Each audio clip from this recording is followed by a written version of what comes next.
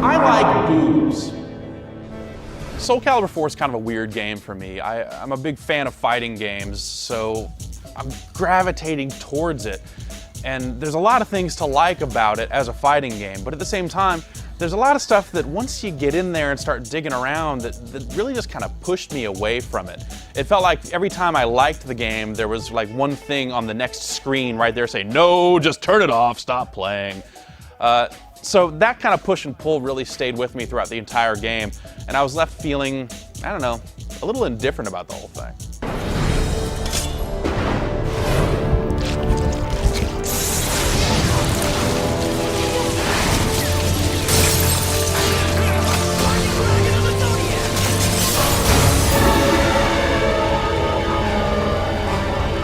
So we'll start with the things that are good about Soul Calibur IV, and that's that it looks really nice. Technically, the graphics are fantastic. It has great looking backgrounds, really sharp looking character models, and the animation is really, really good too. Then there's the actual fighting itself. This feels right. Soul Calibur is an interestingly different 3D fighter. Because everyone has weapons and everyone comes to the ring with a different weapon, the game's more about parrying and countering these incoming attacks with your own weapon, or, worrying about the range. You've got a guy with nunchucks that doesn't really lash out too far, and you've got the Kilik with his big bow that is gonna hit you from across the screen, and it feels nicely different from the other things that are on the market right now. There are a lot of different characters to choose from in Soul Calibur IV, which is another nice thing. There are definitely plenty of options for you to play around with. You have a lot of the series favorites are returning, Mitsurugi, obviously in the game. But then you have some other nice new characters that are in there, and then some characters that maybe don't fit so well.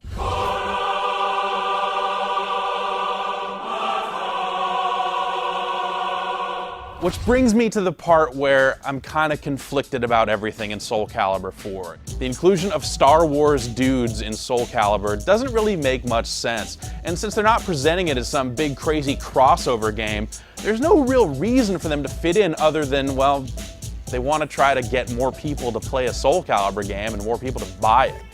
As such, it kind of comes off as a little desperate.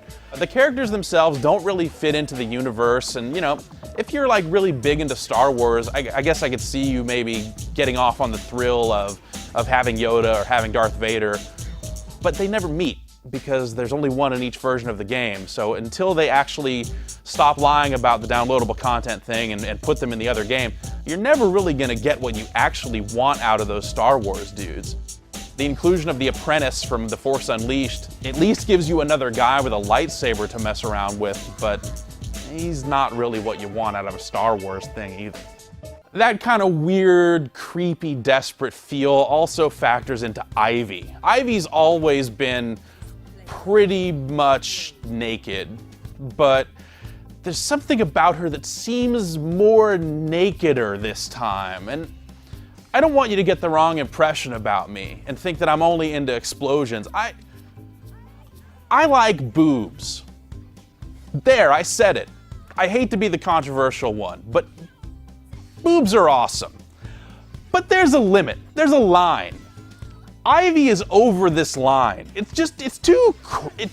doesn't look right. It looks wrong. I don't like looking at her. It's creepy looking. But there's just something about it that, again, feels desperate. That's probably my biggest problem with the whole game, is that, as a fighting game, it's probably good enough to stand on its own, and throwing all this extra stuff in there really kind of detracts from the overall package. The different modes in the game also kind of detract in their own way too. The core fighting is fine, but then you have things like the story mode, which open with a wall of text that is totally uninteresting and often really poorly translated. Then you go through 5 fights, and then you're presented with a lackluster pre-rendered ending.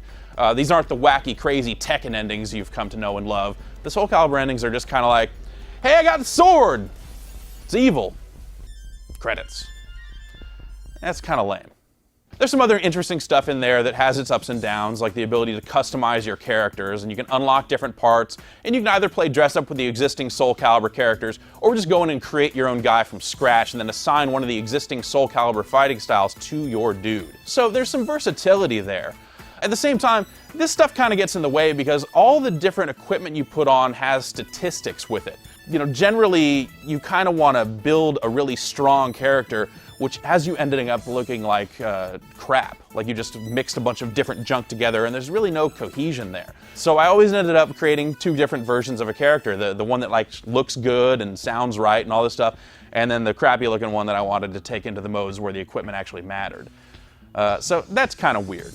Of course, Soul Calibur IV also has online play, which, you know, I really feel you can't ship a fighting game in 2008 unless you got online play.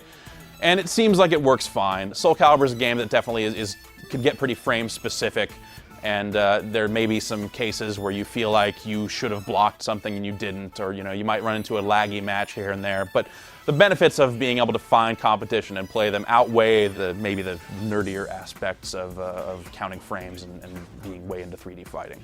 So overall, I'm torn. There's a lot of things about Soul Calibur 4 that I really want to like, but every step of the way, there's something right there standing in my face saying like, yeah, this game could have been way better. So in the end, it's a 3 out of 5.